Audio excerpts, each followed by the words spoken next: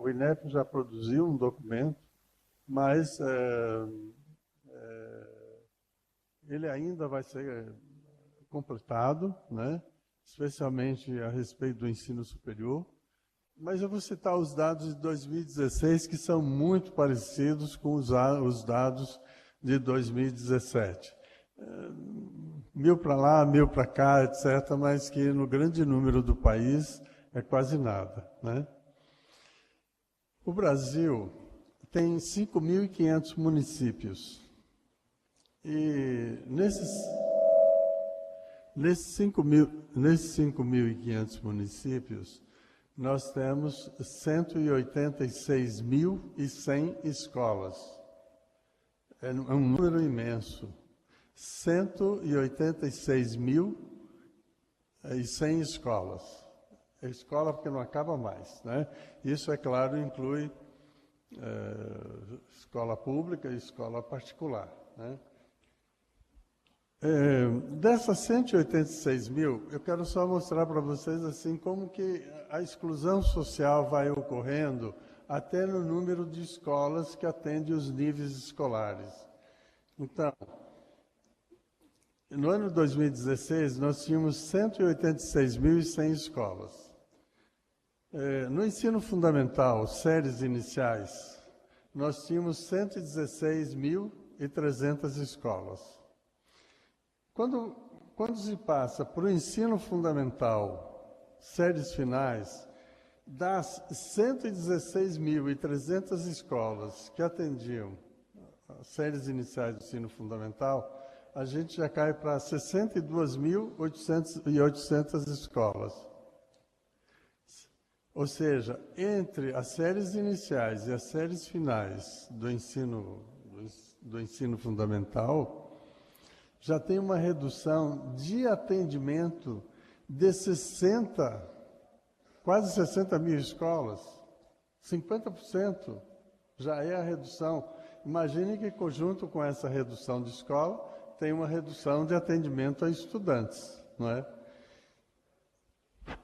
Das 116.300 escolas que começam a atender as séries iniciais do ensino fundamental, atende o ensino médio 28.300 escolas. Ou seja, de 116 mil, nós só passamos para 28 mil. Por que a gente desce de 116 mil para 28 mil escolas do ensino médio? É porque nós vamos excluindo. E mais interessante que no ensino superior a gente desce para 2.407 escolas. Repara, de 116 mil escolas nas séries iniciais do ensino fundamental, a gente cai para 2.407 escolas de nível superior. Por que a gente só tem 2.407 escolas de ensino superior, se tínhamos 116 mil nas séries iniciais do ensino fundamental? É porque esses estudantes foram sendo excluídos. Quem foi que excluiu?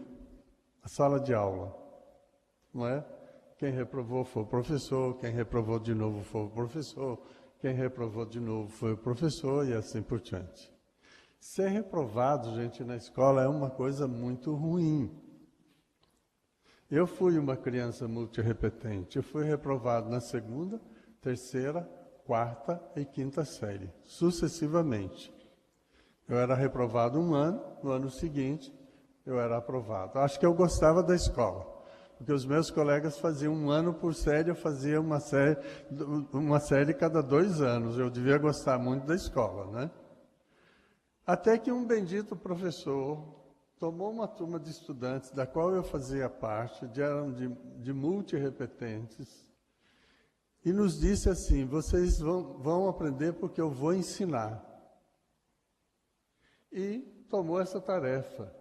No final do ano, todos nós éramos uns 30 estudantes, todos tínhamos aprendido. E de lá para cá, eu nunca mais fui repetente em nada, nem nos concursos que eu fiz. Bendito professor, não é? E não foi a legislação, não foi o professor na sala de aula, eu vou ensinar e vocês vão aprender. E era coisa muito simples. Ele dizia assim, eu sou um professor que ensino língua portuguesa. Eu vou ensinar duas coisas para vocês, ler e escrever. O que eu sei e é o que eu vou ensinar.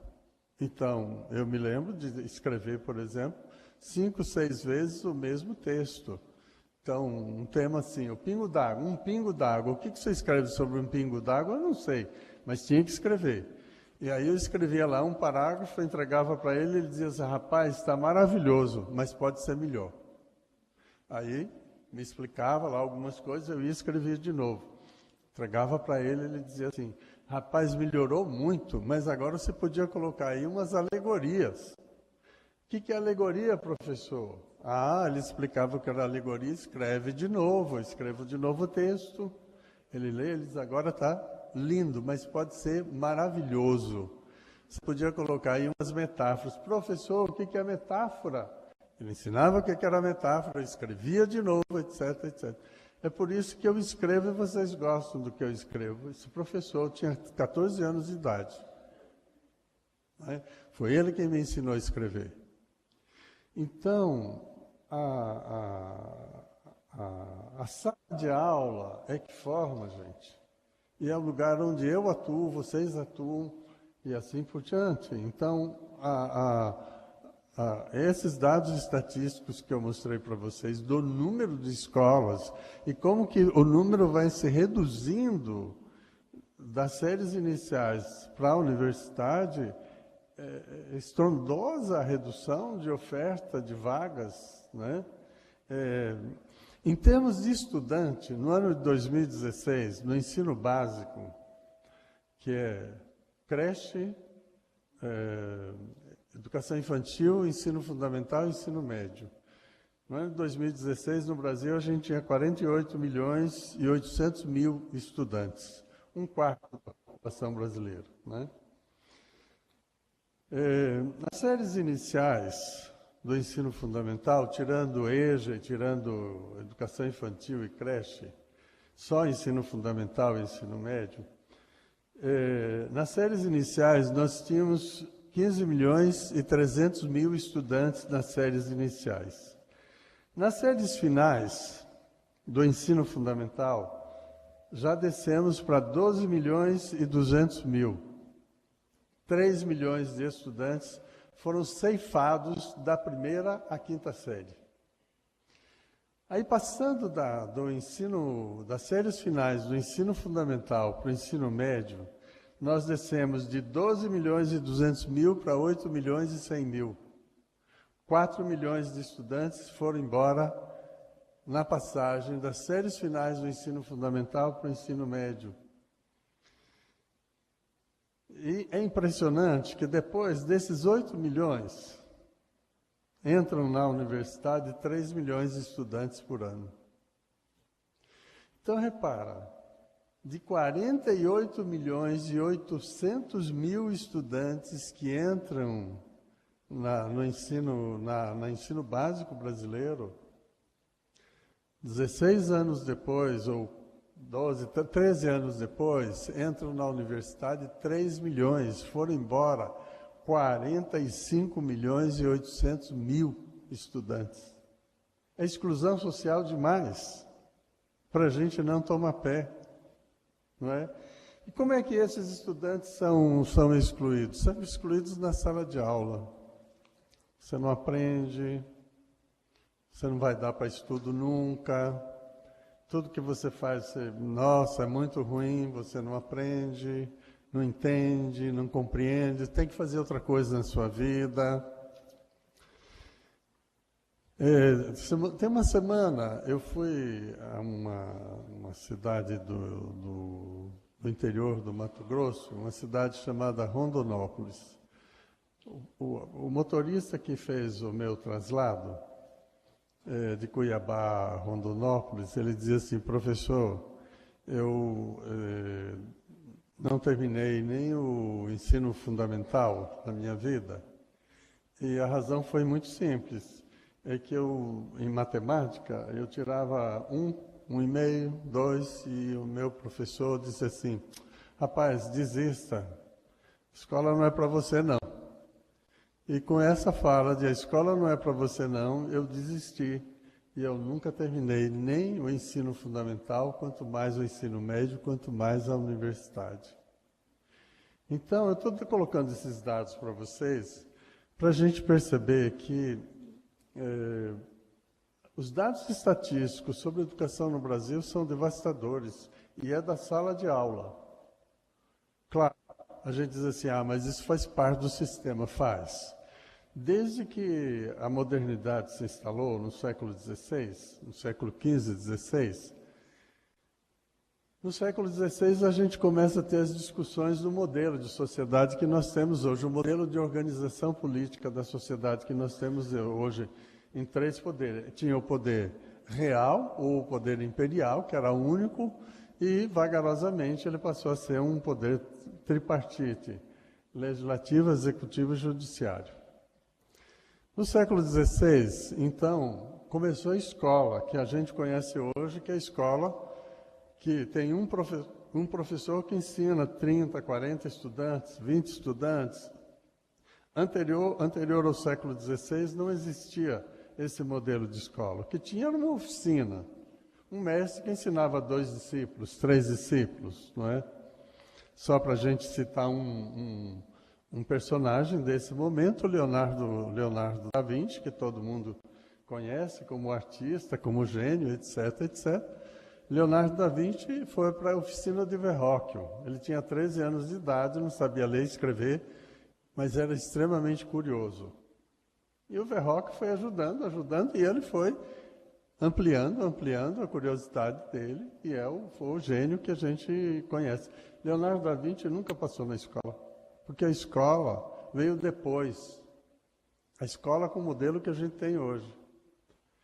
Essa escola, do modelo que a gente tem hoje, ela foi instituída no início do século XVI, que é um professor que ensina uma turma de estudantes. Essa foi uma necessidade da Igreja Católica. Tinha a Reforma Protestante e tinha, então, como é que a gente vai fazer fiéis para a Igreja Católica? Os jesuítas começaram vagarosamente, a ordem dos jesuítas também é desse período, começaram vagarosamente a instituir a educação escolar que nós conhecemos hoje, que é com turma de estudante e um professor trabalhando com a turma de estudantes. Não é? Mas nesse período, os conselheiros do rei, do imperador, na França especialmente, diziam assim, se Vossa Majestade mandar os seus serviçais e os seus trabalhadores e os seus colcheiros para a escola, Vossa Majestade não terá mais colcheiros, trabalhadores e serviçais. Do século XVI até hoje, a gente acredita isso.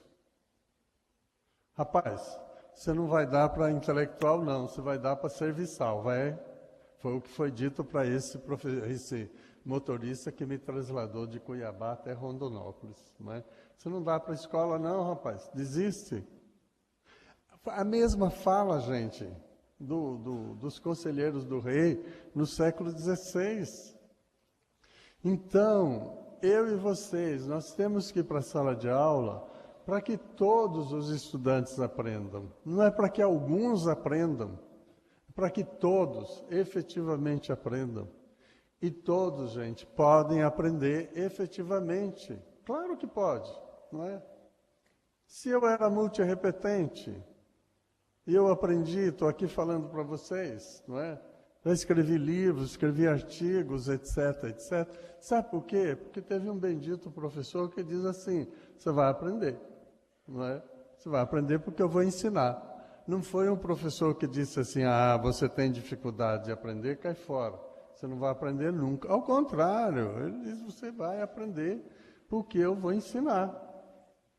Então, o que faz a diferença, gente, não são as reformas de ensino, não. O que vai fazer a diferença é a minha atuação, a atuação de vocês e a atuação de todos os educadores na sala de aula. Isso vai fazer a diferença, não é? Porque a gente pode ter disciplinas voltadas para a formação profissional, retirar as disciplinas voltadas para a formação profissional. A gente pode colocar de novo as disciplinas para a formação profissional, mas se não tiver o professor, a professora, na sala de aula, que diga para os seus estudantes, e realmente faça isso, vocês vão aprender porque eu vou ensinar, seja matemática, física, química, biologia, atividade profissional, seja lá o que for.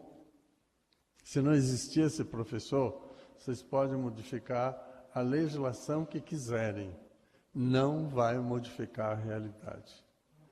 Então, o educador é um sujeito que está para além disso. Ele está para além das teorias pedagógicas, ele está para além das legislações, ele está para além, porque é ele que se relaciona com a sala de aula. E aí faz sentido a frase do professor Darcy Ribeiro, lá nos anos 70, uma boa escola se faz com uma boa professora. Aí a gente vai dizer assim, ele era machista, falava só professor, e os professores? Não, porque isso era uma linguagem da época, não é? Mas uma boa escola se faz com um bom educador, seja ele masculino, seja ele feminino, não é? É ele que vai efetivamente garantir na escola a qualidade do ensino e da aprendizagem.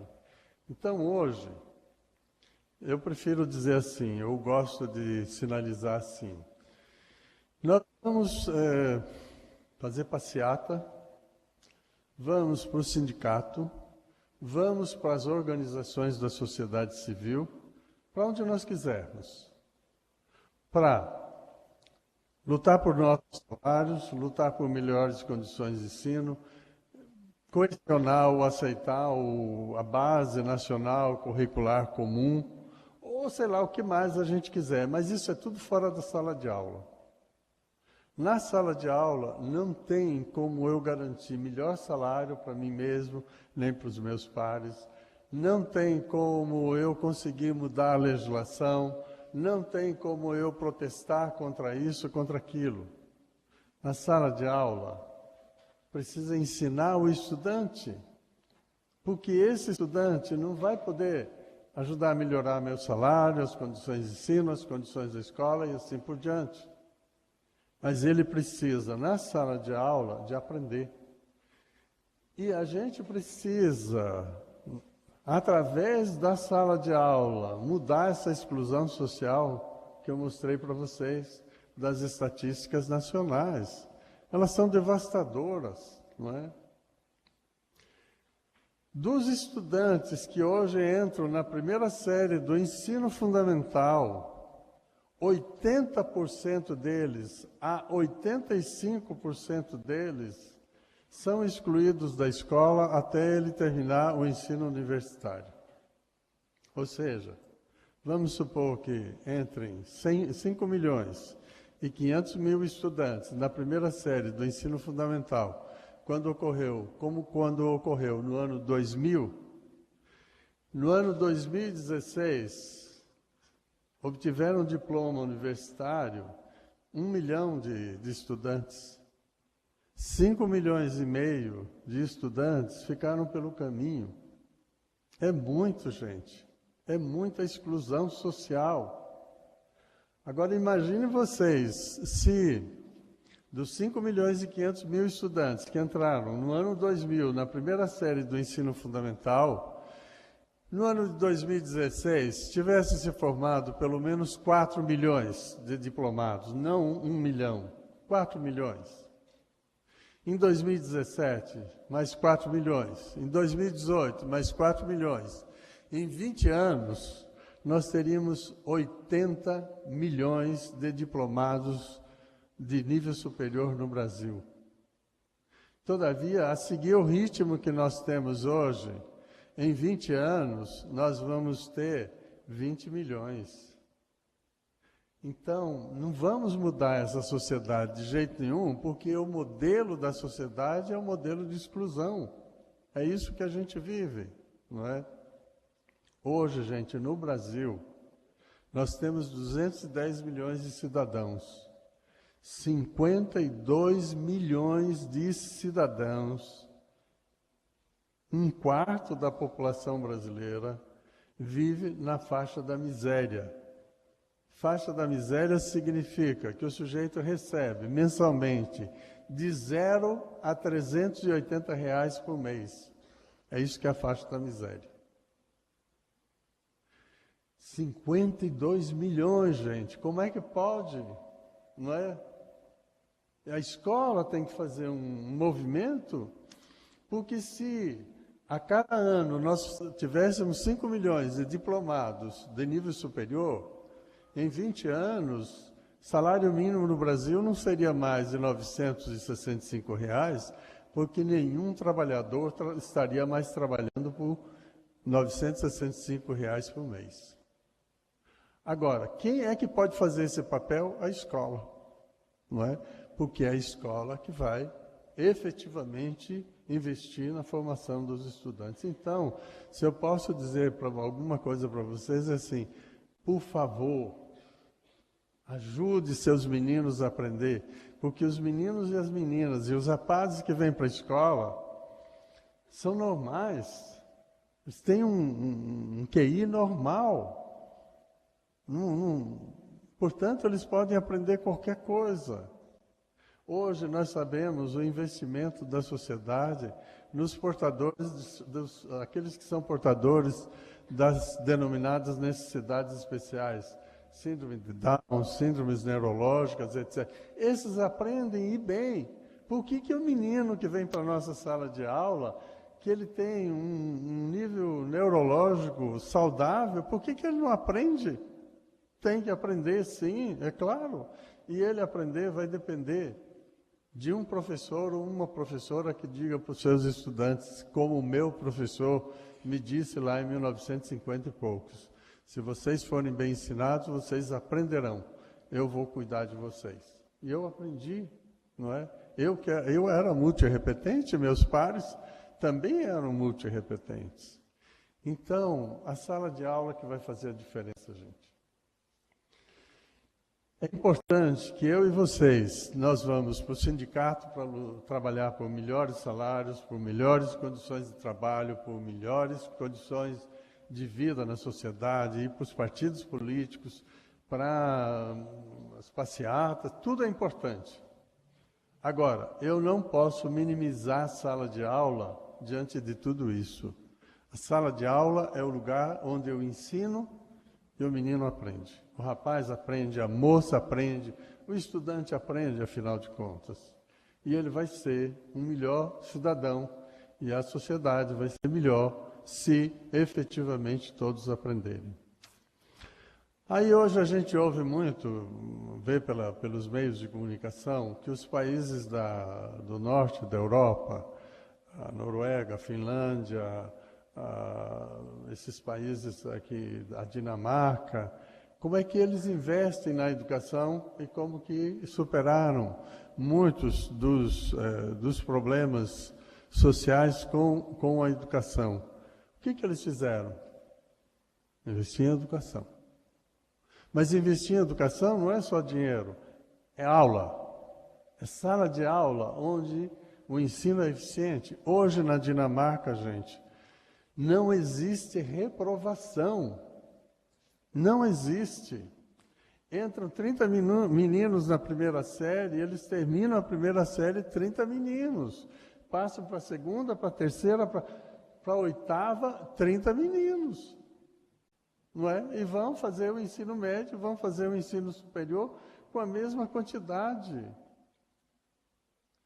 Então a gente diz assim, mas é um paizinho de 6 milhões de habitantes. É verdade, são 6 milhões de habitantes. Mas nós temos 5.500 municípios. Cada município brasileiro é menor do que um país desse do norte da Europa. Por que é que o município não cuida para que os seus estudantes efetivamente aprendam, se eduquem?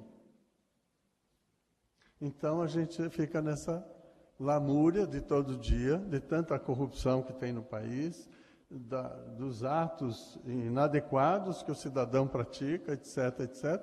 Mas a gente não pensa assim, que dos 5.500 municípios são equivalentes muito menores do que os chamados países do norte da Europa, que conseguiram dar conta da educação para todos. Como? Na sala de aula.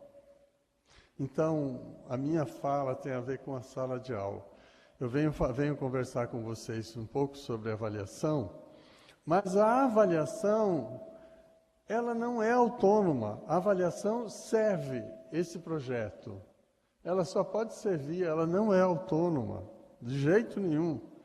O que ocorre é que, ao longo dos anos, transformaram a avaliação em uma coisa autônoma.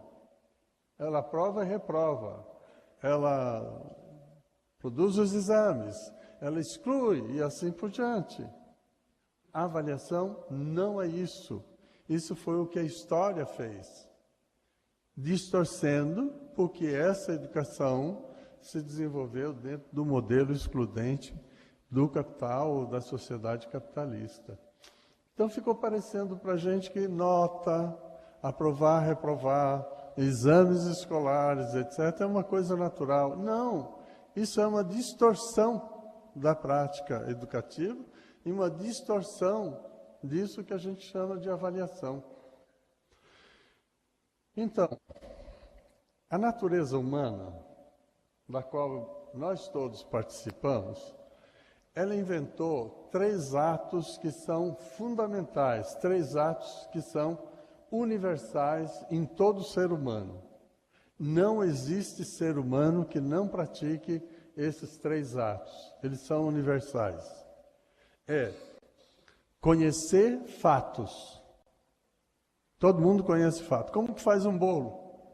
Como é que eu vou até a rua tal? Como é que eu corto lenha? Como é que eu acendo fogo? Como é que eu... E assim por diante.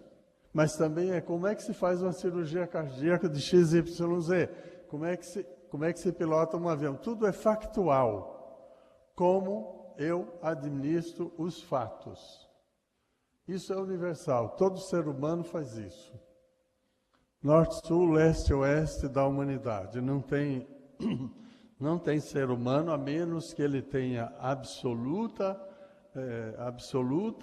ausência de um sistema nervoso, ele não vai fazer isso. Mas se ele tem absoluta ausência de um sistema nervoso, não está aqui, já morreu. Então, 3 são os atos universais. 1 é conhecer a realidade por fatos, que dá a ciência como a denominação mais geral. Segundo lugar, conhecer valores, que permite as decisões.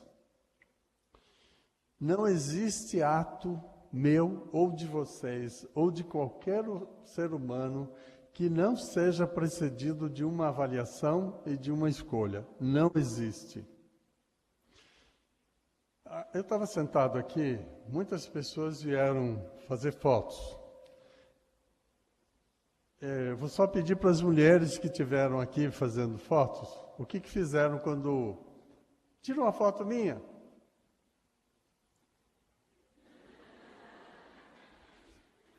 Por que fez isso? Eu não devo estar tão bonita, mas eu vou ficar mais bonita. Não existe ato humano, gente, que não seja precedido de uma avaliação. Não existe. Aí vocês, hoje de manhã, viriam para este salão. Como é que vocês decidiram a forma de vir para cá? Eu moro perto, eu vou a pé. Ou então, eu moro na cidade tal, mas eu tenho um amigo que está indo de carro. Fulano, você está indo para Fortaleza, para conferência, etc. Tem uma carona aí? Mas em vez de ele vir na carona de carro, ele podia vir de bicicleta, ele podia vir de ônibus, ele podia vir de sei lá do quê. Mas ele escolheu. Por que ele escolheu? Porque tem uma avaliação prévia, o caminho, o recurso mais viável é pedir uma carona. Eu vou pedir. Mas é a mesma coisa, você chega em casa e tem lá na sua mesa pão, beiju, etc, etc. Eu digo assim, hoje, pão, não, quero beiju. Por que você escolheu o beiju e não escolheu o pão? É porque fez uma avaliação. Então, o segundo ato, que é universal no ser humano, é a avaliação. Não existe nenhuma mudança, nem mesmo o gesto que eu estou fazendo aqui, sem ser precedido por uma avaliação. Aí você diz, mas o gesto é habitual. É habitual porque ele se tornou habitual. Mas para ele se tornar habitual, ele foi construído, não é? Durante minha adolescência, eu fiz teatro. E a primeira peça teatral que eu fiz era um morro. Foi um morro, era uma peça que se chamava José do Egito. A peça durava 2 horas. O meu tempo de cena era 1 minuto e meio. E eu era um sujeito que guardava o bendito José do Egito no deserto do Saara por 1 noite. E aí, então, eu estava lá no treinamento para ser o guardião do José do Egito, lá numa cabana, no deserto do Saara, numa noite fria. E eu, então, tinha um texto para falar. E eu falava o texto cantado. Então, era assim. O moço hebreu, pobre coitado, vai passar essa noite aqui no frio. Aí o diretor do teatro, que treinava nós todos, dizia assim, mas Cipriano, não é assim, Cipriano. Imagine que você está no deserto, numa noite fria, escura, sozinho, e o menino preso aí na tenda. Então você está conversando com você mesmo. Coitado desse menino, pobre dele. O que esse menino tinha que estar em casa, dormindo, mas está aqui nesse deserto frio, eu vou cuidar desse menino essa noite toda. Aí o diretor lá do teatro me ensinava a fazer uma conversa comigo mesmo, né? Aí então ele dizia, agora é sua vez. Eu de novo. Sou hebreu, pobre coitado. Aí o professor me dizia assim, mas Cipriano, eu não lhe ensinei agora. Vou lhe ensinar de novo. Aí ensinava de novo, e agora é a sua vez. O moço hebreu. Sabe quantas vezes? 100, 150, não sei quantas, não é? Sabe que eu fiz a peça do José do Egito, nesse 1 minuto e meio, como guardião do José do Egito, no deserto do Saara, numa noite fria? Fiz. Bonito, vestido com capacete, saiote, espada, coturno, etc, etc. Maravilhoso. Sabe por quê? Porque esse diretor de teatro não desistiu de mim.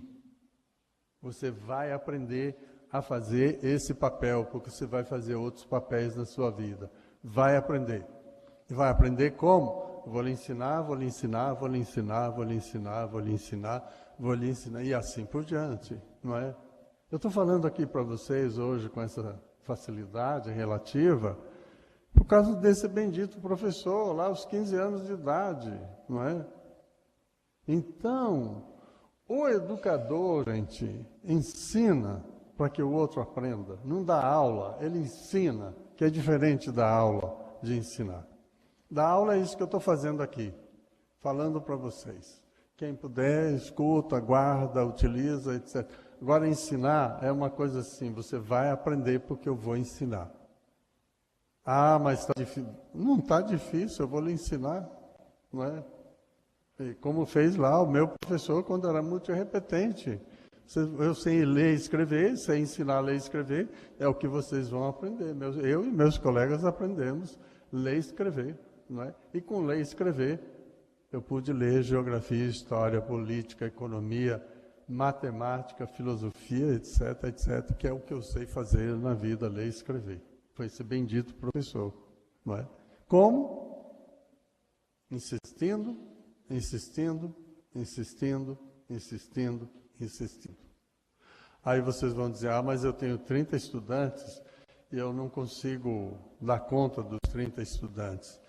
Tem um método simples. Eu tenho 30 estudantes, 10 aprenderam, 20 não aprenderam. Trabalho de grupo. Um que aprendeu, 2 que não aprendeu, 3. O que aprendeu, ensina os 2 que não aprenderam. Em 10 minutos, gente, os meninos, um ensina o outro. Mas a gente diz assim, eu tenho mais tempo para dar aula, não tenho mais tempo para ensinar. Inventa a metodologia pela qual um menino ensina outro, eles ensinam os seus pares melhores do que nós, porque tem a mesma linguagem, o mesmo padrão de comunicação e assim por diante. Então, a escola, gente, é para que todos aprendam. Hoje, como faz Dinamarca, Noruega, Suíça, de Coreia do Sul, Japão, etc. Todos aprendem, todos, não é? A gente não tem que superar, gente, essa exclusão social que eu mostrei para vocês dos dados estatísticos do Brasil de hoje, 2016, 2017, 2018. Como é que nós vamos superar? A sala de aula. Para que serve a avaliação? Eu dizia para vocês que um dos 3 atos fundamentais do ser humano é a avaliação. Conhecer por fatos, conhecer a qualidade e o terceiro, agir. Para eu agir, eu preciso conhecer os fatos da realidade. Para eu agir, eu preciso decidir se eu quero ou não quero agir, a avaliação. E para eu agir, eu preciso de usar uma tecnologia. São os 3 atos universais do ser humano.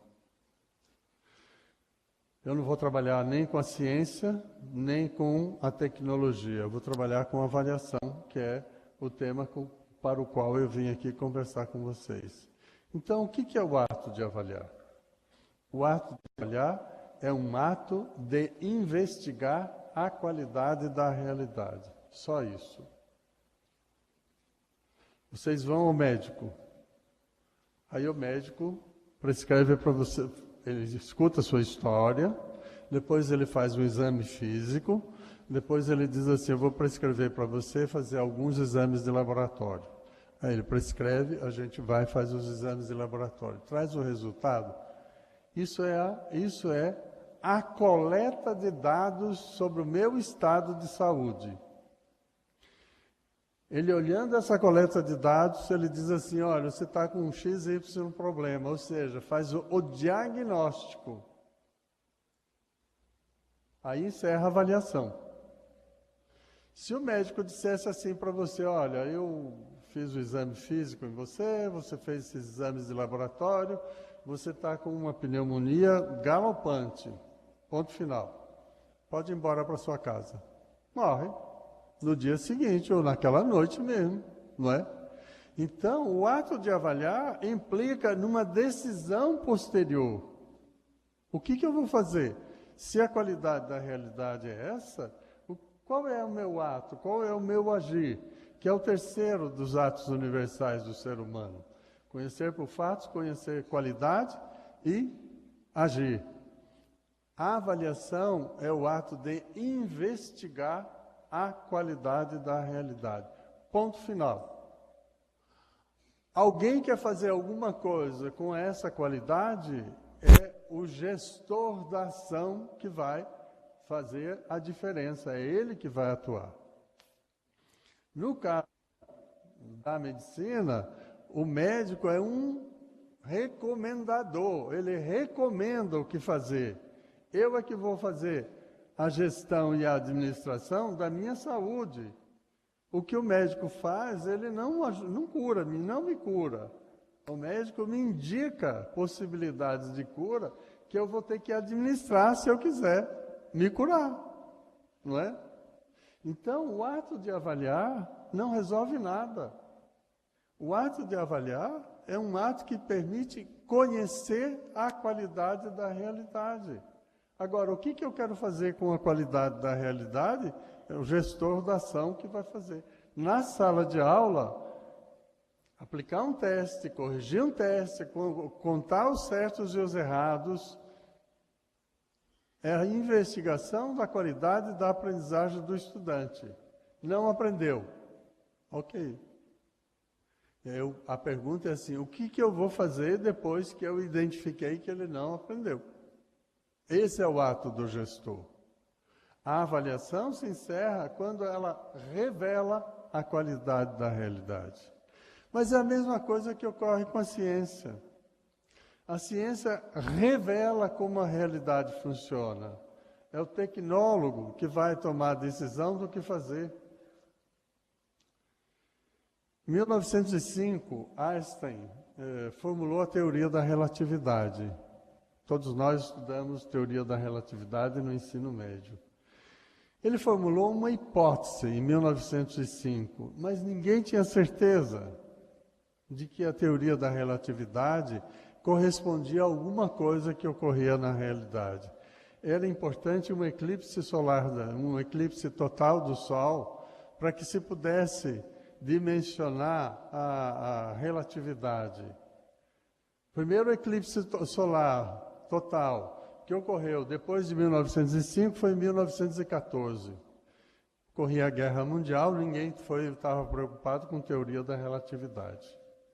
Foi em 1919 que ocorreu um novo eclipse total do Sol, que cientistas se distribuíram pelo mundo todo, inclusive aqui para o Ceará, em Sobral, para poder observar o eclipse total do Sol e tentar comprovar ou não comprovar a teoria da relatividade. Tanto assim que o Einstein soube que a teoria dele estava comprovada 2 meses depois da comprovação. Nem ele sabia que estava comprovado. E hoje as viagens espaciais, a partir dos anos 60 para cá, é feito como? Os tecnólogos estão utilizando a teoria da relatividade do Einstein para compreender o movimento que devem fazer os objetos espaciais, os satélites, etc, etc, etc. Então, a ciência também opera desse jeito. A ciência não resolve nada. A ciência revela como a realidade funciona. A avaliação também não resolve nada. A avaliação revela como a qualidade da realidade. Agora, o gestor da ação, ele que vai tomar a decisão a partir da qualidade da realidade. A qualidade está assim, deixa assim mesmo. Ou a qualidade está insatisfatória, de jeito nenhum vou corrigir esse defeito, não é? Todos vocês, se não cozinharam, não foram para a cozinha da casa de vocês fazer uma comida, já viram fazer. Quem está na cozinha, toda hora está experimentando. Experimenta o caldinho para saber se tem sal, se tem azeite suficiente, se tem cominho suficiente. Experimenta a comida que está sendo cozida para ver se ela está no ponto, não está no ponto. O que está fazendo? Avaliação. Se vocês observarem o cozinheiro, imediatamente depois de revelar a qualidade da comida que ele está fazendo, ele toma uma nova decisão. Sempre. Vai botar mais sal, vai botar batatinha dentro da comida que está cozinhando para tirar o sal, vai botar mais cominho, vai deixar mais tempo no fogo, vai retirar do fogo, etc. A avaliação, ela antecede qualquer decisão. Qualquer. E é essa a função que a natureza inventou para o ato avaliativo, que é um dos atos universais do ser humano. Eu e vocês, todos os dias de manhã, a gente acorda mal amanhado, porque o cabelo está para lá, toma banho no espelho. Rapaz, o meu cabelo não está muito legal, não. Deixa eu botar aqui um cremezinho para dar uma melhorada, penteia de novo, arruma. Todos nós fazemos isso. Ou seja, nós avaliamos e, em decorrência da avaliação, tomamos decisões. Somos os gestores da ação. Gestor é aquele que produz resultado, sempre. E a avaliação é a parceira do gestor. O que ocorreu historicamente na educação é que, em vez de fazer melhor, se começou fazendo a avaliação como parceira do gestor, mas vagarosamente a gente abandonou a compreensão da avaliação como auxiliar do gestor para fazer dela um recurso de aprovação, reprovação ou de exclusão social. Se vocês lerem o documento da educação que os padres jesuítas publicaram em 1599, vocês vão encontrar, a respeito do que a gente chama hoje de avaliação, duas coisas. Uma se chama pauta do professor e a outra se chama exame escolar. A pauta do professor era uma caderneta que todo professor tinha que preencher durante o ano letivo, anotar nela durante o ano letivo, se o estudante aprendeu ou não aprendeu.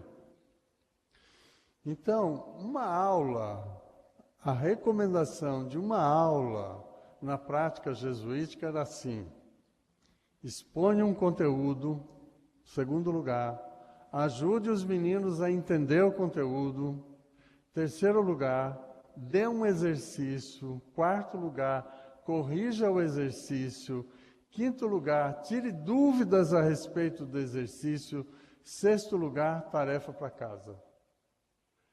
A aula seguinte, correção do exercício de casa, exposição de novo conteúdo, assimilação de novo conteúdo, exercício em cima do novo conteúdo, correção do exercício, tirar dúvida, tarefa para casa.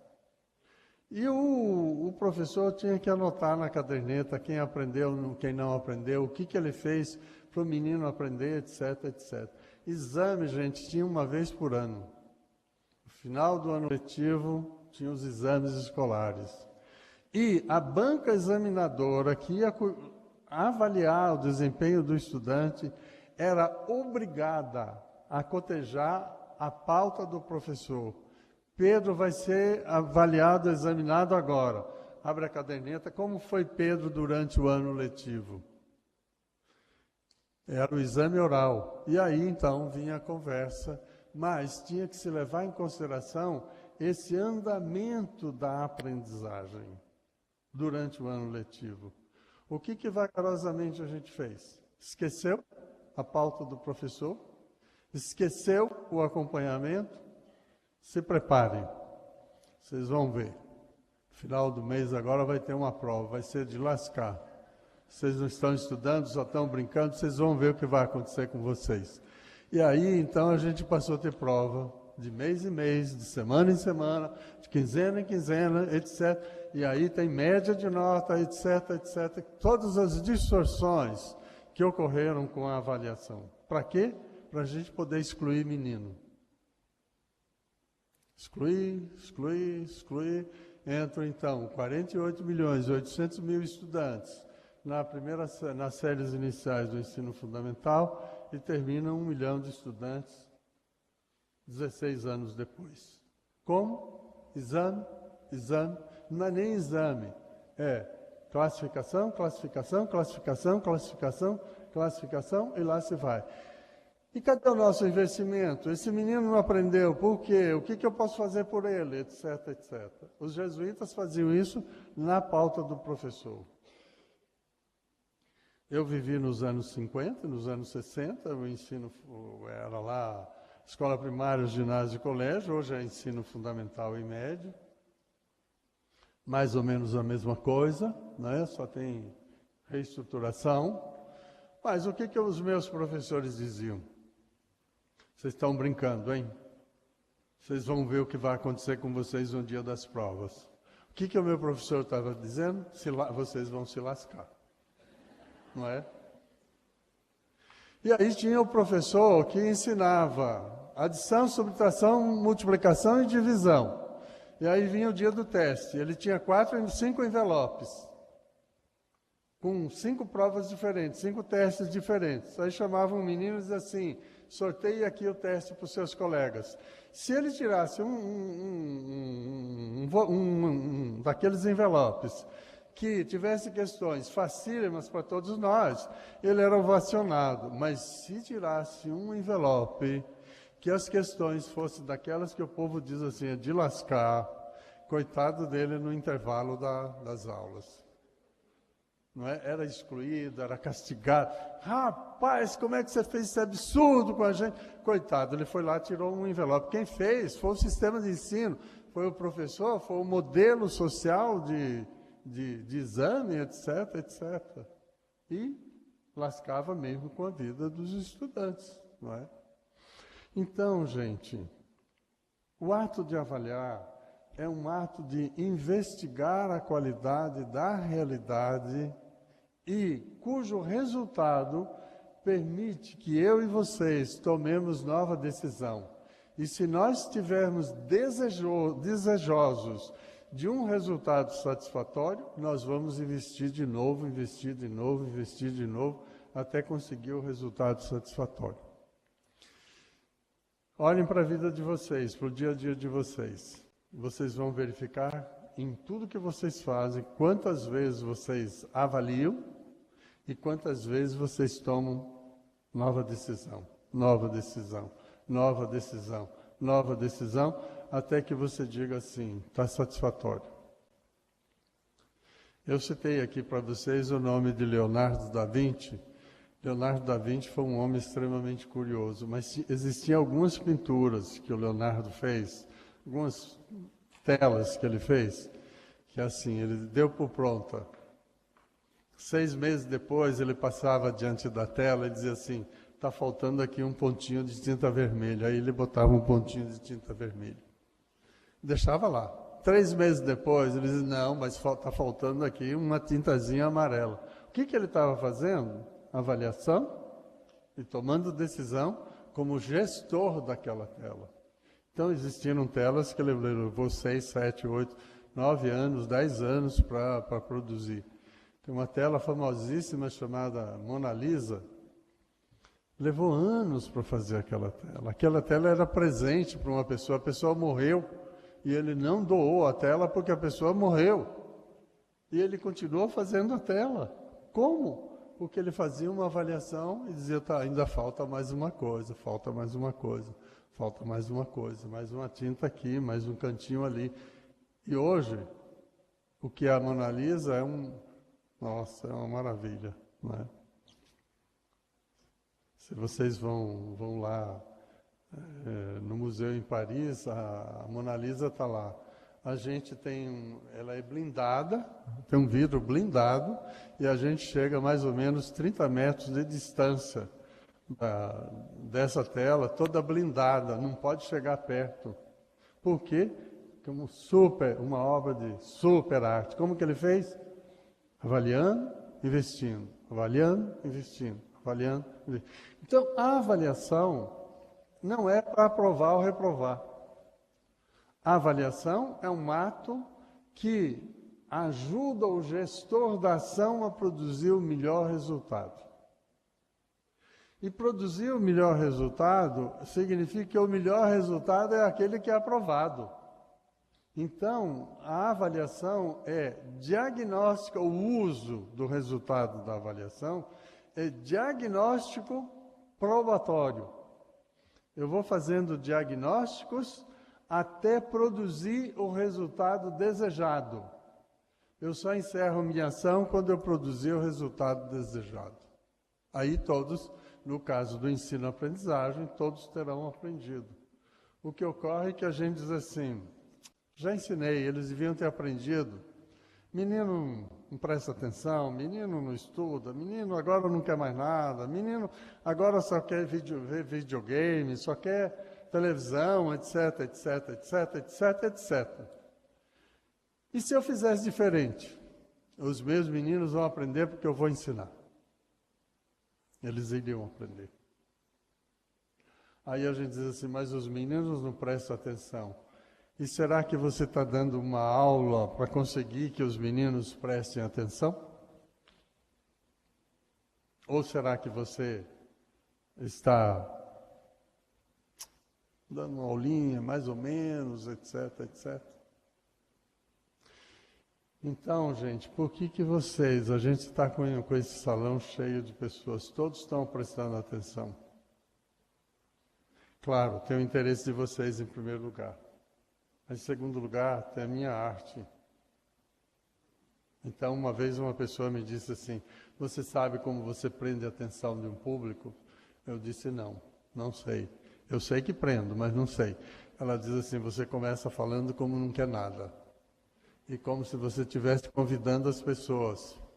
Daqui a pouco você vai elevando o tom da sua voz, vai elevando o tom dos conceitos.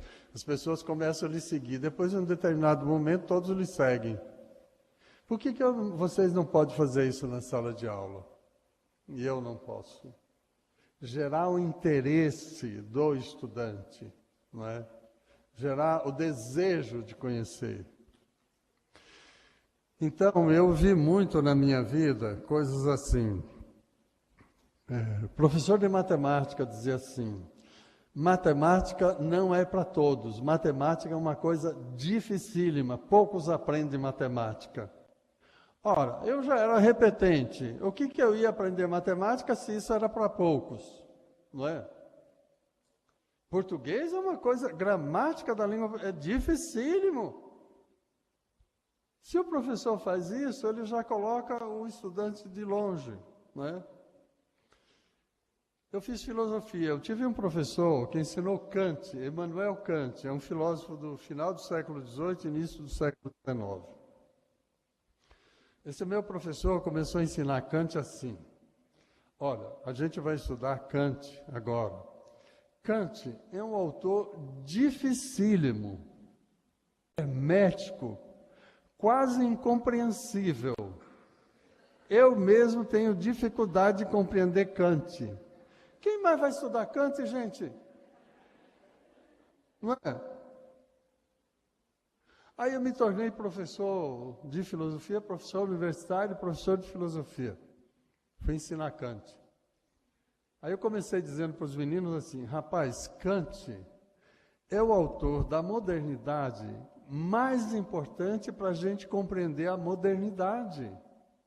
Para a gente compreender a política, para a gente compreender a democracia, para a gente compreender a ciência, para a gente compreender o homem moderno, a cultura moderna. Rapaz, é fantástico esse autor, porque ele permite a gente ter uma administração, uma compreensão, uma administração da vida na modernidade e na contemporaneidade.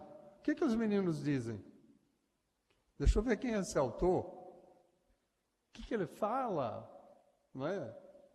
Então, o professor, gente, é o líder da sala de aula. A professora é o líder da sala de aula. É aquele que dá o tom na sala de aula. Se eu dou um tom assim, olha, a matemática é para poucos, viu? É muito difícil, é difícil de aprender. Nem eu mesmo consigo aprender, é muito... Nossa! Se quiserem, podem tentar. Agora que é difícil, é. Quem vai estudar mais matemática, gente?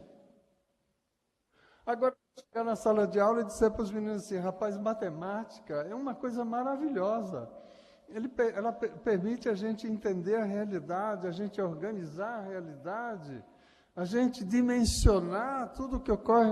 É maravilhosa. Vamos aprender? Claro que eu vou. Essa coisa maravilhosa, eu quero saber o que é.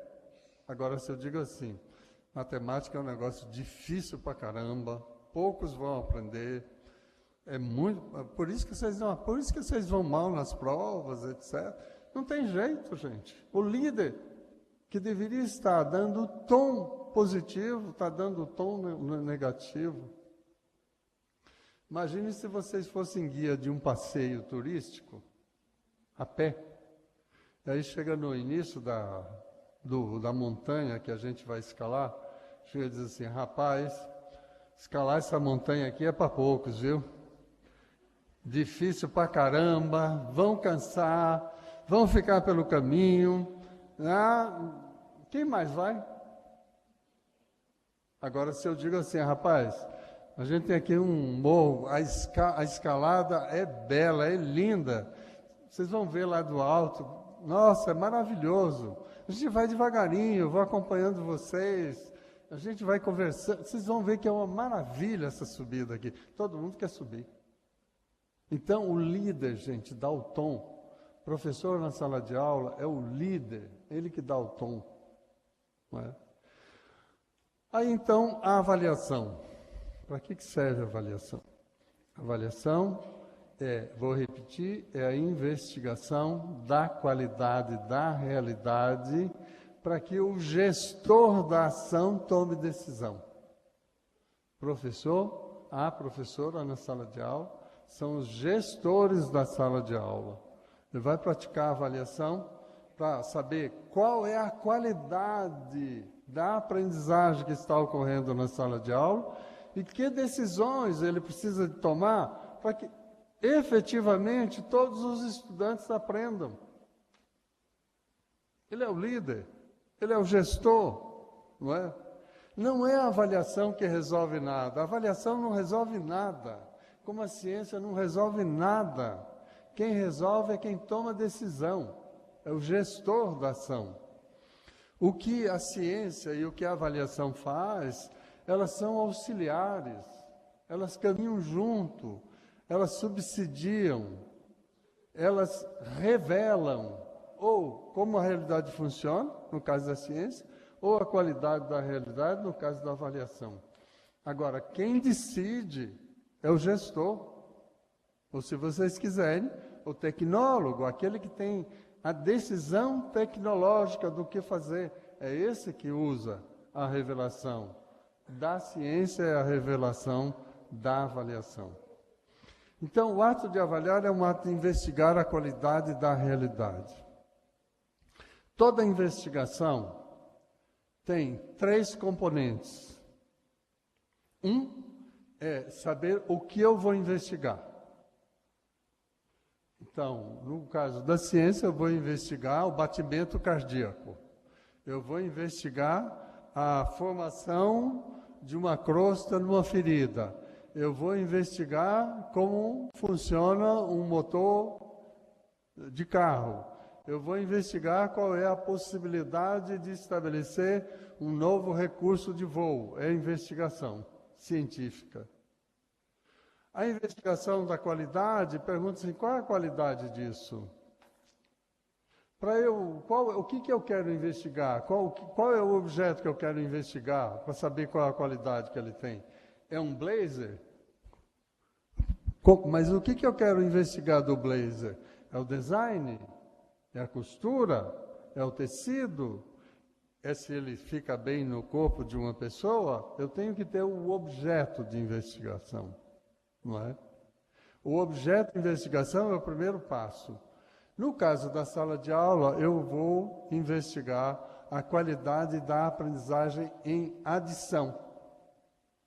Eu vou investigar a qualidade da aprendizagem em sujeito e predicado na gramática da língua portuguesa. Eu vou investigar a aprendizagem dos conhecimentos sobre história do Brasil no momento da independência. Eu tenho que definir um objeto. Segundo lugar, definido o objeto, eu tenho que coletar dados. Sejam quais forem. Na ciência tem muitos recursos de coleta de dados, conforme seja a ciência com a qual a gente está trabalhando. Na avaliação também, não é? Quando o médico quer saber como é que está batendo o meu coração, usa um tensiômetro, para poder ouvir, um fone de ouvido para poder ouvir, não é? Se ele quer saber como é que está funcionando os níveis de células do meu sangue, vai ter que fazer exame de laboratório. Se ele quer saber como é que está funcionando o meu intestino, vai ter que fazer exames de laboratório, etc. Cada objeto pede uma coleta de dados diferente. No caso do ensino, ele vai pedir variados recursos de coleta de dados. Pode ser um teste escrito, pode ser que só possa ser por uma entrevista, pode ser que só seja por um desempenho e assim por diante. Então, por exemplo, eu ensinei um menino a nadar no modelo crawl, uma modalidade de natação. Não adianta fazer teste escrito, não adianta fazer entrevista, a única forma é assim, cai na piscina e nada o crawl para ver se você nada. Não tem outro meio. Então, O segundo passo do ato de avaliar é coletar dados com recursos com os quais aquele dado se revela. Não pode ser com qualquer recurso, não é? Eu posso fazer uma descritiva do nado crawl, mas isso não significa que eu sei nadar crawl. Só significa que eu fui capaz de fazer uma descritiva, que é diferente de cair na água e nadar. Então, eu faço uma boa descritiva do nado crawl, caio na piscina e morro afogado, porque eu não sei nadar. Mas como? Ele fez uma bela descritiva. Ok, fez descritiva, mas não sabe nadar. Então, o ato de avaliar, ele tem que ter um objeto. Em segundo lugar, tem que ter uma descritiva da realidade. Em terceiro lugar, ele tem que ter a qualificação da realidade.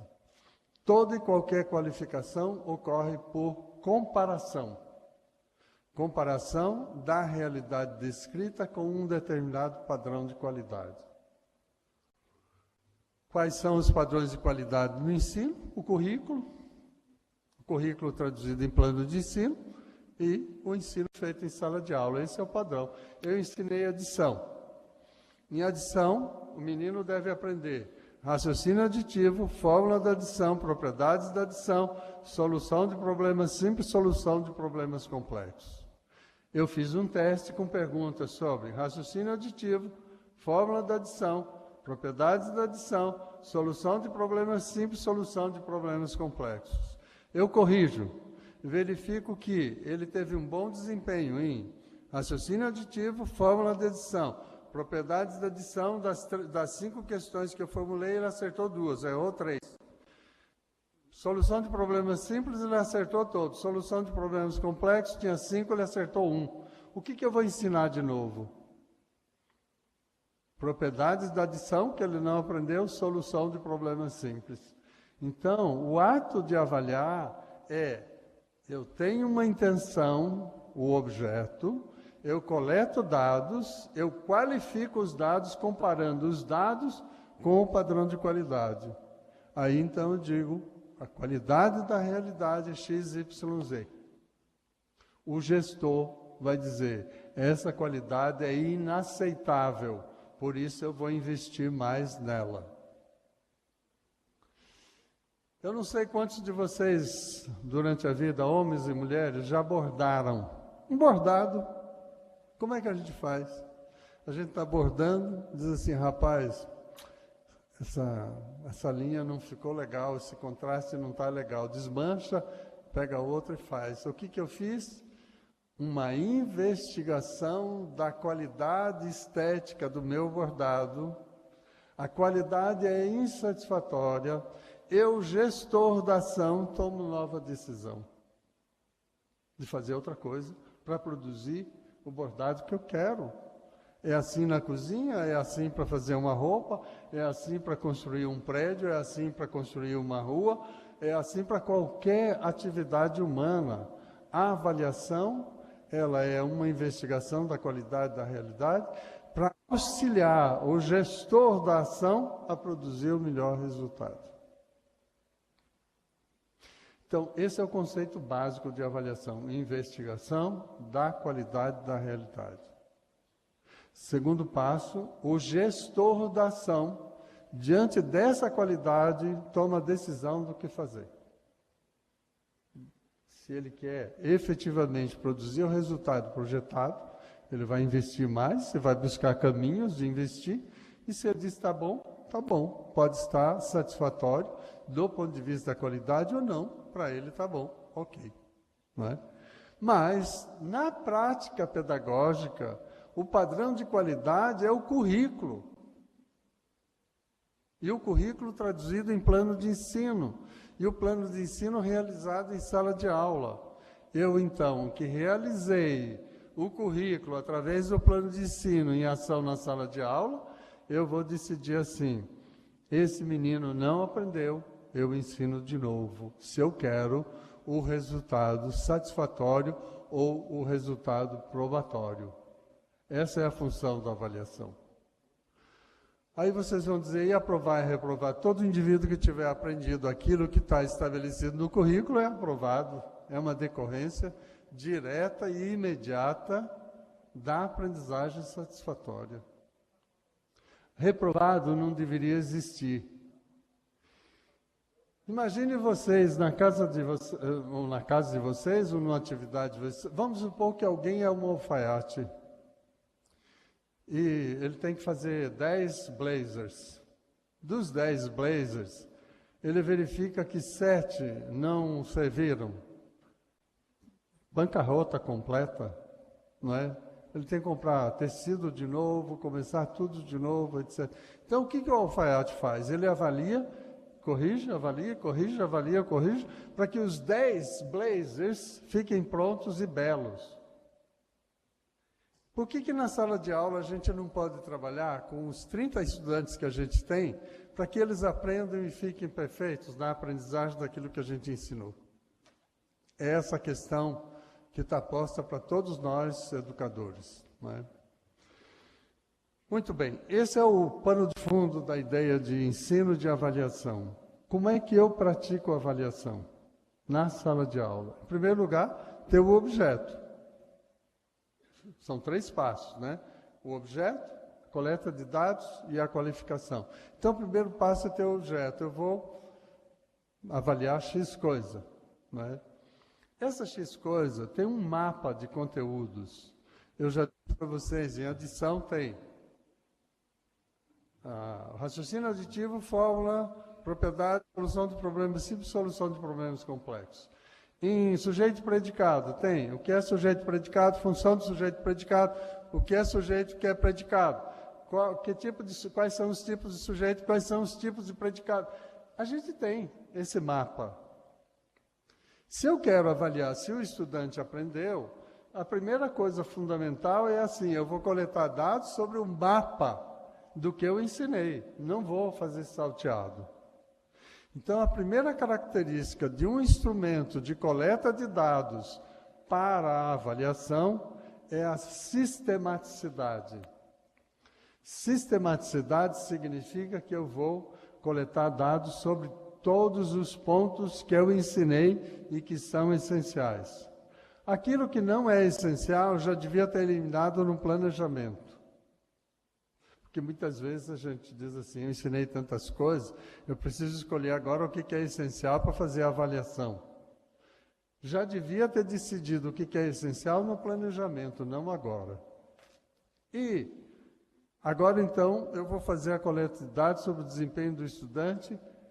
A primeira característica fundamental é a sistematicidade, ou seja, eu vou perguntar para o meu estudante se ele aprendeu tudo o que eu ensinei. E eu vou fazer o elenco de tudo o que eu ensinei. Usualmente, na sala de aula, no dia a dia do cotidiano, nós fazemos assim. Rapaz, que perguntinha maravilhosa que eu encontrei aqui nessa revista. Eu vou tirar e vou guardar para o dia do teste final. Aí a gente tem o livro didático. Chega no final da lição do livro didático, todos eles têm umas perguntinhas. E aí então digo assim, rapaz, tem umas perguntas aqui que são maravilhosas, que eu vou guardar para o dia do teste. Eu quero ver se esses miseráveis que me apurrinharam durante 2 meses, se eles vão responder essas perguntinhas. Aí, gente, é pergunta aleatória. Absolutamente aleatória, não serve para nada, porque é aleatória.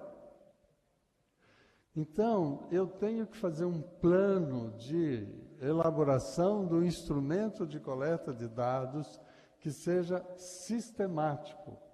Sistemático significa, eu ensinei isso, eu pergunto isso, eu ensinei isso, eu pergunto isso, ensinei isso, eu pergunto sobre tudo.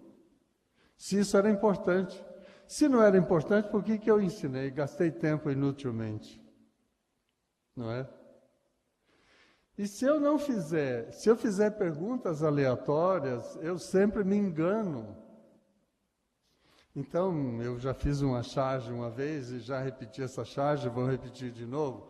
Imagine que eu sou um professor de piloto, professor de pilotos de avião comercial. Eu ensinei a pilotar um Boeing 765. Aí eu vou fazer um teste aleatório. Aí eu digo assim, faço 5 perguntinhas sobre decolar o avião, faço 3 perguntas sobre o voo de cruzeiro. Sobre pousar, todo mundo pousa bem, uma pergunta só. Não pode? Não é?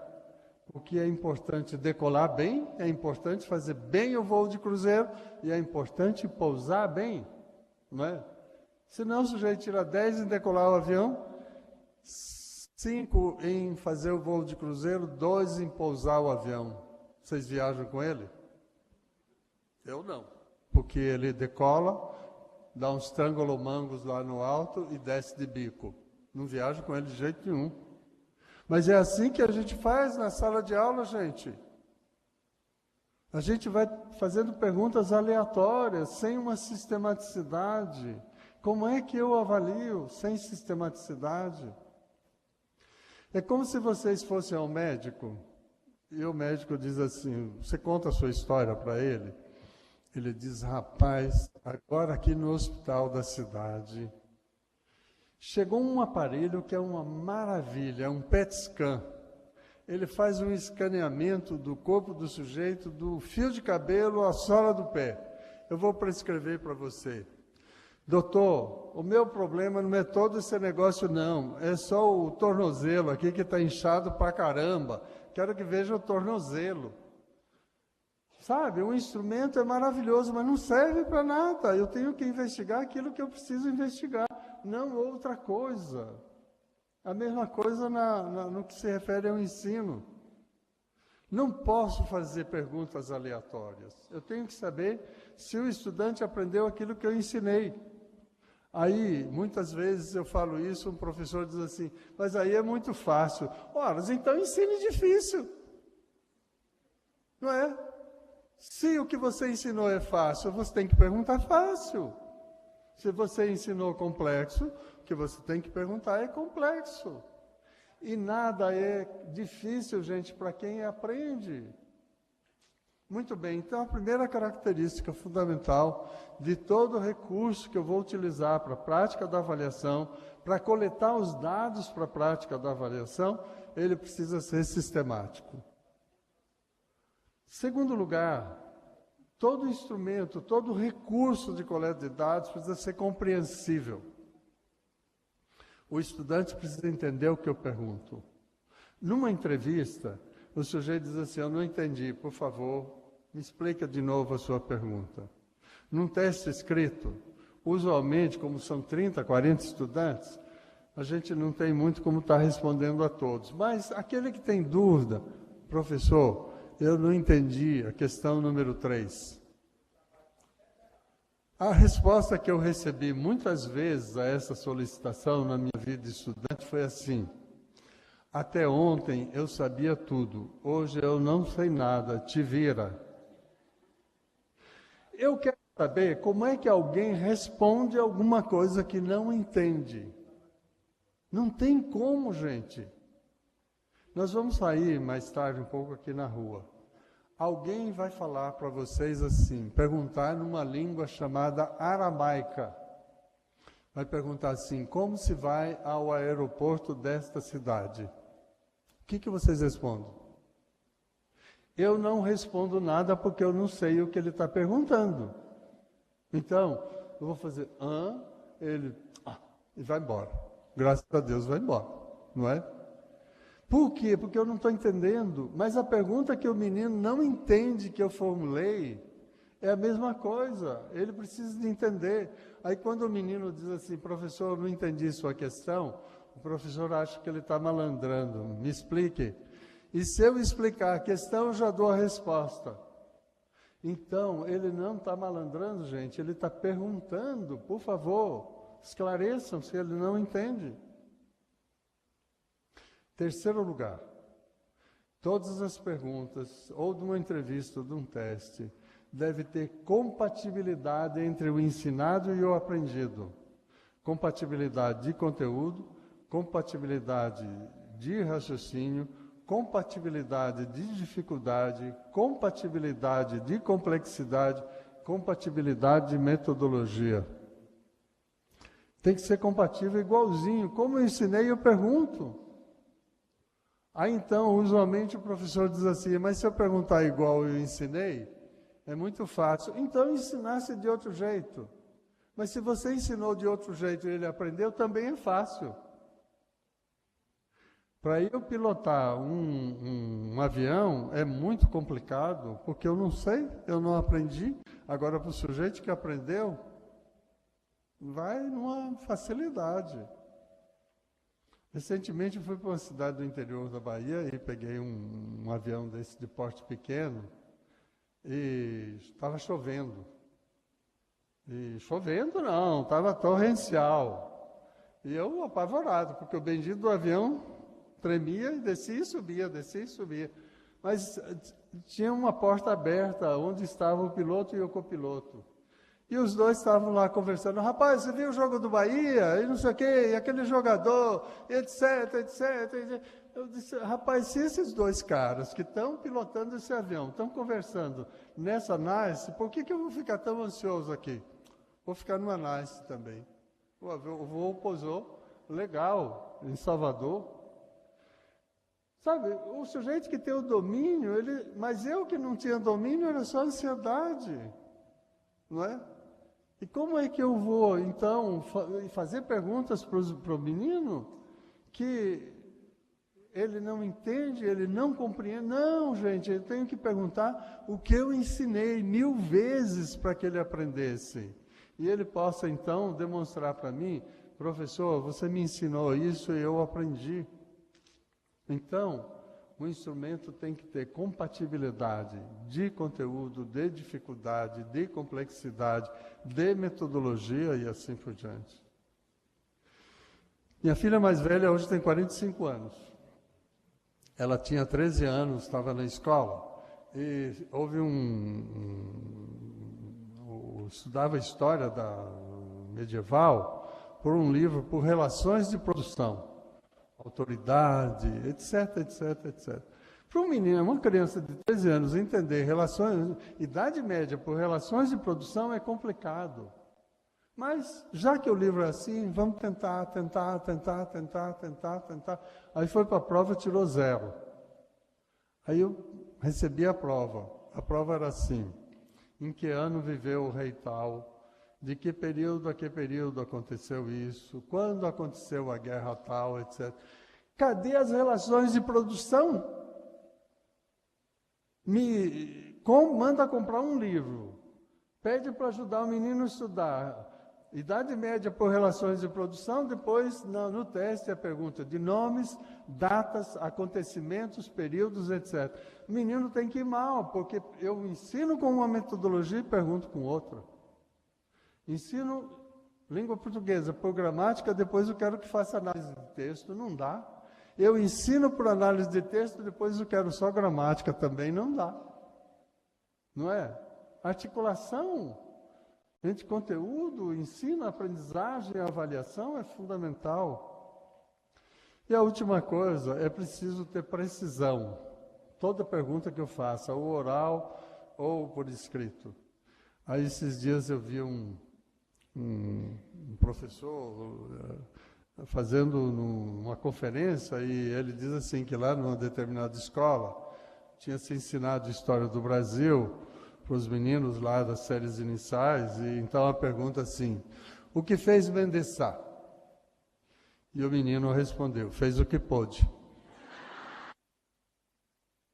Perfeito. O professor não gostou e deu errado? Certíssimo, não é? O que fez Mendesá? Fez o que pôde. Então, tem que ser o que fez Mendesá, em que dia, em que circunstância, em que momento, senão, o que fez Mendesá? Fez o que pôde. Está maravilhoso.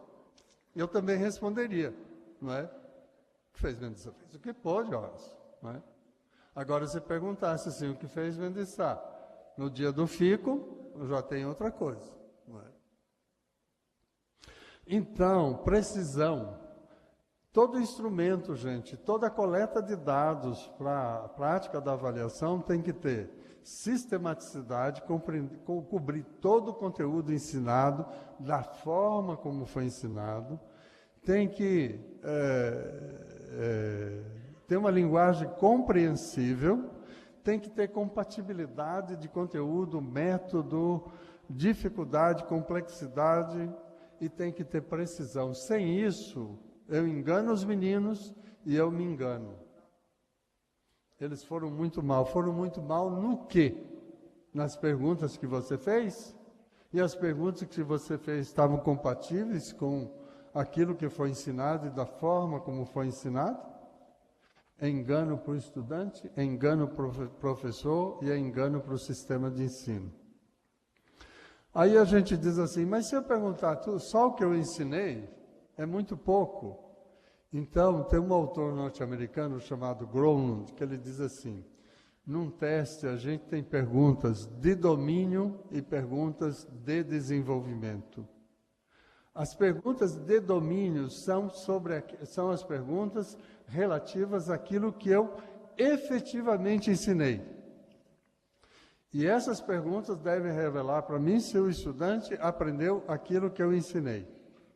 Agora, se eu tiver curiosidade de saber sobre o salto que os estudantes podem dar sobre isso que eu ensinei, eu faço perguntas de desenvolvimento, que são perguntas que estão para além daquilo que eu ensinei. Aí o Groenland diz, mas essas perguntas não podem ser levadas em consideração para promover ou não promover um estudante, porque são de desenvolvimento. E o desenvolvimento depende de cada um, não depende daquilo que eu ensinei, depende daquilo que o sujeito vai para além. Então, vocês conhecem, eu também conheço, Chico Buarque, Caetano Veloso, Gilberto Gil, Maria Bethânia, todos eles aprenderam do, ré, mi, fá, sol, lá, sol, do, ré, mi, fá, sol, do, ré, mi, fá, sol, lá, si, do, ré, mi, fá, sol, lá, si, do. Aprenderam pauta, aprenderam etc, aprenderam a solfejar. Solfeje como Maria Bethânia, solfeje como Caetano, solfeje como Chico. Não tem como, porque isso é a individualidade deles.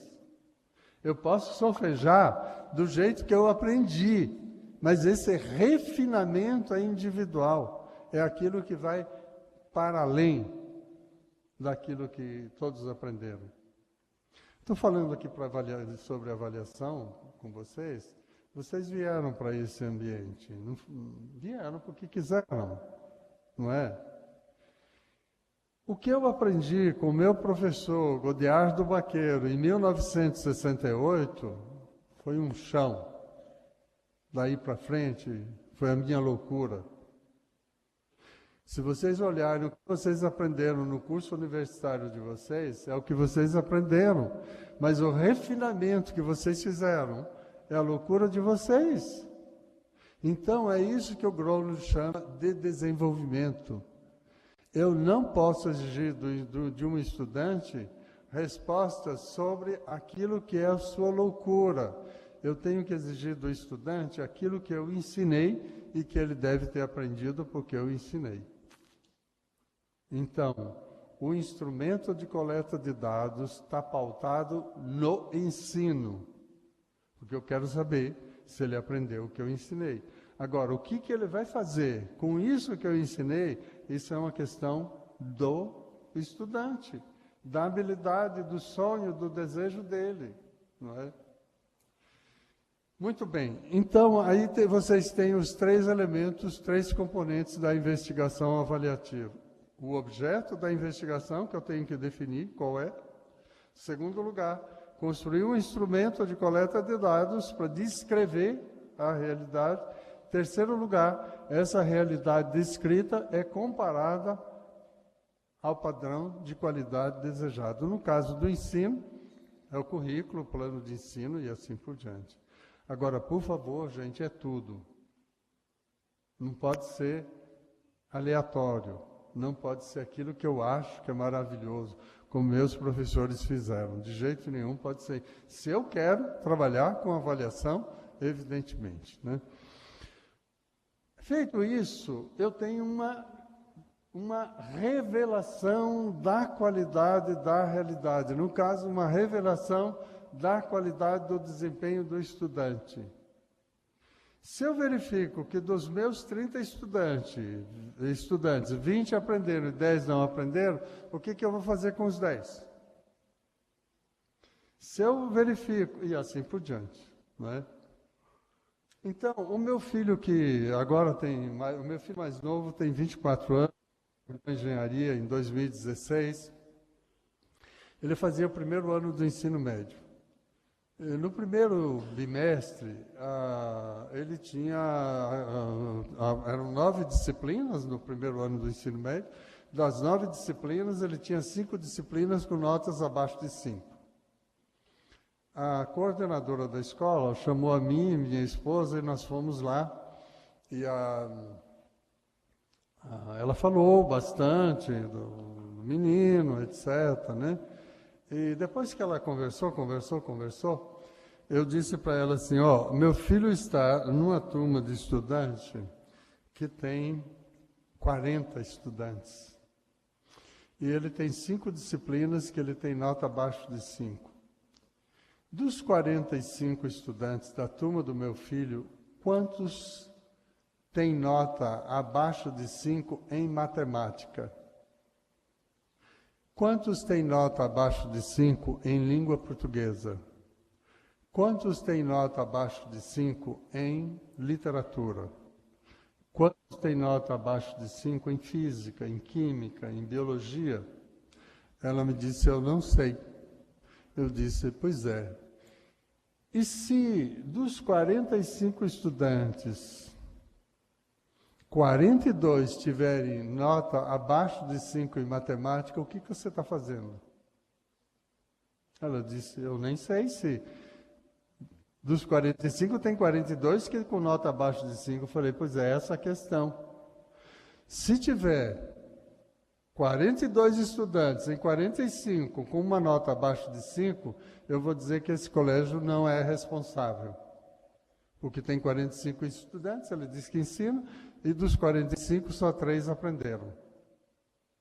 Mas, se for o contrário, você contar e você revelar que nesse colégio tem 45 estudantes que têm nota 7, 8, 9, 10, e tem 3 estudantes que têm nota abaixo de 5, você vai poder dizer assim, o colégio está sendo responsável porque os meninos estão aprendendo.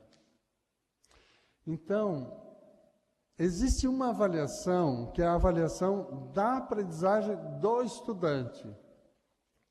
E existe outra avaliação, que é a avaliação da instituição, que é a avaliação do sistema. A avaliação da aprendizagem do estudante trabalha assim, Pedro aprendeu ou não aprendeu? João aprendeu ou não aprendeu? Maria aprendeu ou não aprendeu? É a avaliação da aprendizagem que vocês fazem em sala de aula, e eu também. Todavia, depois de corrigir os 40 testes, a gente deveria fazer um mapa. Quantos estudantes da minha turma obtiveram nota 10, nota 8, 9, 8, 7, 6, 5, 4, 3, 2 e 1? Se dos meus estudantes 50% deles obtiveram nota 5, 4, 3, 2, 1, tem uma coisa errada. Eles não estão aprendendo. Se eu considero nota 5 como mínimo. Mas se eu considerar a nota 8 como o mínimo necessário de aprendizagem, uma aprendizagem razoavelmente bem feita, e eu tiver dos 45, eu tenho 3 estudantes que têm nota 8, 9 e 10, e tenho 42 estudantes que têm 6, 5, 4, 2, 0, 1 e 0, eu vou ter que ensinar de novo. Então, gente, a avaliação, ela é da aprendizagem, quando eu olho o estudante, ela é institucional ou do sistema, quando eu olho o grupo. É por isso que a chamada avaliação de larga escala, SAEB, Provinha Brasil, Prova Brasil, Enem, ENAD, IDEB, eles não estão trabalhando em cima da aprendizagem individual do estudante. Aí vocês vão dizer, mas eles coletam dados sobre o desempenho do estudante, é claro, porque o resultado do ato educativo é o estudante ter aprendido. Não é ter uma sala de aula bonita, não é ter o melhor som, não é ter o melhor projetor de slides. Tudo isso é recurso. o resultado da prática educativa é o estudante aprender. Então, é por isso que a avaliação de larga escala, ela aplica instrumentos sobre a aprendizagem do estudante, porque esse é o resultado desejado.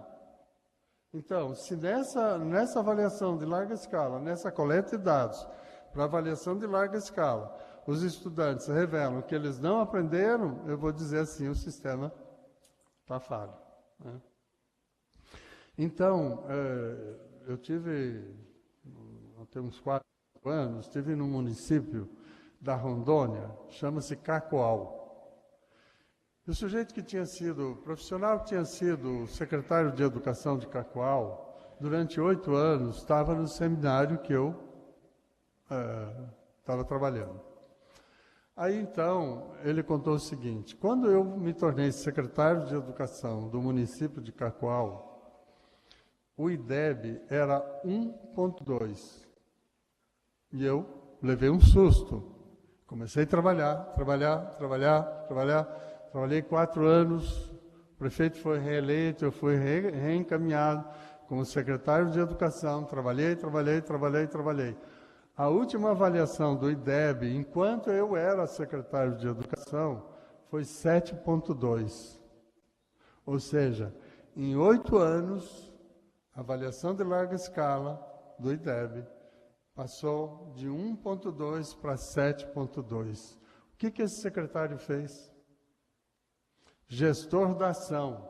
Rapaz, que absurdo, o Cacoal está com 1.2. Não, foi de diretor de escola em diretor de escola, secretário em secretário, professor em professor, etc., estimulando que pudesse melhorar a qualidade do desempenho das escolas de Cacoal no IDEB. Então, melhorou. Por quê? Porque o gestor tomou a decisão. Isso que esse secretário fez, todo secretário pode fazer. Mas o professor em sala de aula também pode fazer. Rapaz, fiz o teste e os meninos estão revelando que não aprenderam, vou ensinar de novo. Vou dar exercício, vou corrigir. Vou criar metodologia pela qual um ensina o outro, etc. Todos vão aprender. Então, a avaliação, gente, não é recurso para aprovar ou reprovar. Nem é para dar nota, nem é para fazer média de notas. A avaliação é um recurso para diagnosticar a qualidade da realidade, a realidade, no caso, é o desempenho do estudante para que o gestor da ação tome novas decisões. O gestor da ação pedagógica é o professor na sala de aula, é o coordenador pedagógico da escola, é o diretor da escola.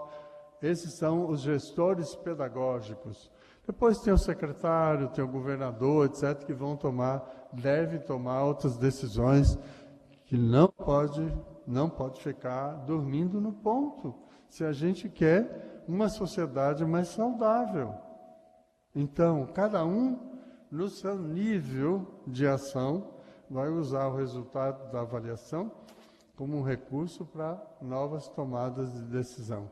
Então, a avaliação, como investigação da qualidade da realidade, é a nossa parceira na construção do melhor resultado. Eu acredito que todos vocês, quando na infância leram o Pinóquio, a história do Pinóquio, a historinha do Pinóquio. Se vocês estão lembrados, o Pinóquio tinha um grilo dentro do ouvido. O grilo dentro do ouvido do Pinóquio era um chato. Dizia assim, rapaz, você errou o caminho certo era aquele outro. Não, você continua querendo errar o caminho, vai para o caminho certo, senão você não chega lá onde você queria chegar. O grilo ficava toda hora aporreando o ouvido do Pinóquio. A avaliação é isso. Você já trabalhou, já investiu, mas não produziu o resultado que esperava. Então, quer investir, vai produzir novo resultado. Ou, rapaz, você fez o caminho certo, investiu, seus estudantes aprenderam e maravilhosamente eles estão aí. Então, para a gente reverter esses dados estatísticos que eu coloquei para vocês, que está aí, é só vocês botarem no Google, Censo da Educação, Censo Estatístico da Educação 2016, 2017, 2015, todos os dados estão lá, e vocês vão ver que todos eles são estarrecedores. Para que daqui a 5 anos a gente não volte aqui e dizer assim, rapaz, a gente continua com o mesmo dado estatístico, vai ter que ser assim. Na minha sala de aula, os meus estudantes vão aprender. O diretor de escola vai ter que ser o líder dos seus estudantes, dos seus professores, para dizer, essa escola aqui, os estudantes vão aprender. O secretário de educação de um município, de um estado, tem que ser o líder de todos os educadores, para que todos produzam o melhor resultado. O líder, gente, é uma figura fundamental. Líder, não autoridade burocrática. Líder. O líder é aquele que dá o tom, né, que garante que todos vão se investir naquele determinado caminho, naquela determinada produção de resultado que nós estamos desejando. Enfim, fechando essa minha fala, o desejo é de que eu e vocês, nós educadores da sala de aula, nos convençamos de que lei, norma, estrutura nacional, estadual, municipal de ensino são fundamentais. Mas se essas normas não se traduzirem em efetiva prática na sala de aula, a gente vai continuar com a mesma estatística.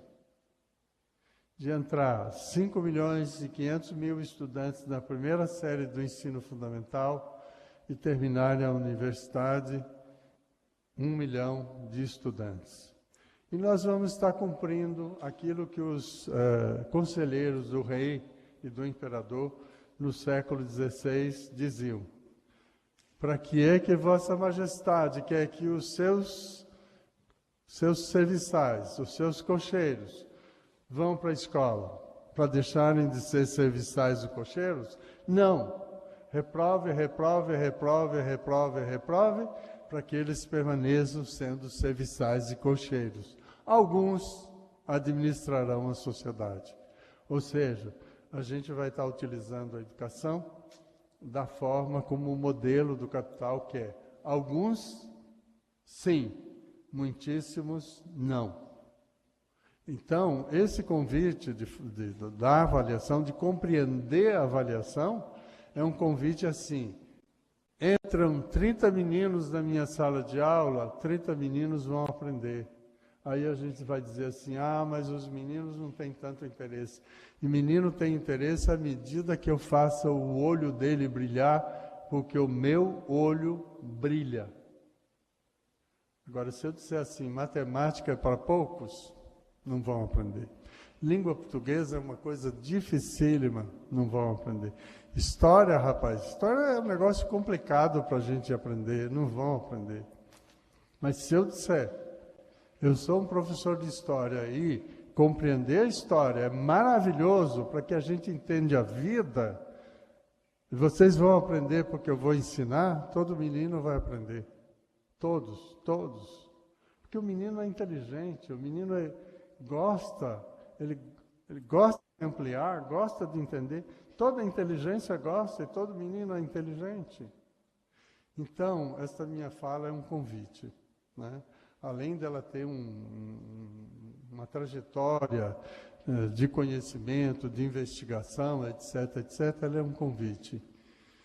Abram o coração de vocês, recebam os seus estudantes, esses são os meus estudantes, e eles vão aprender porque eu vou ensinar.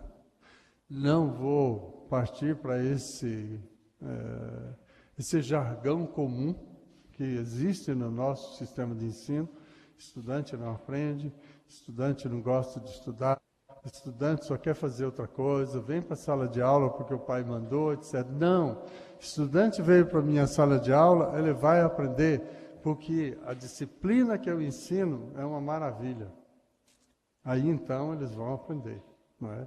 Seja lá o que for, matemática, física, química, biologia, qualquer coisa, qualquer área de conhecimento, ela é maravilhosa se ela for bem ensinada, se ela for ensinada com prazer, com alegria, com o olho brilhando.